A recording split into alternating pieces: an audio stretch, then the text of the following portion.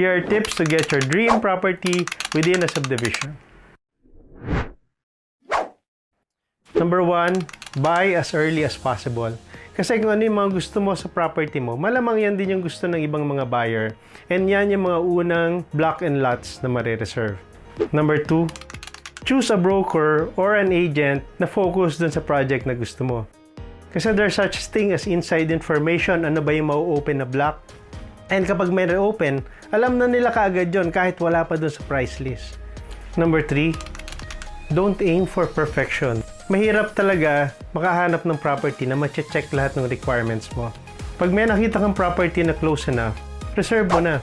Baka kahihintay mo, abutan ka ng price increase or worse, maubusan ka na ng unit.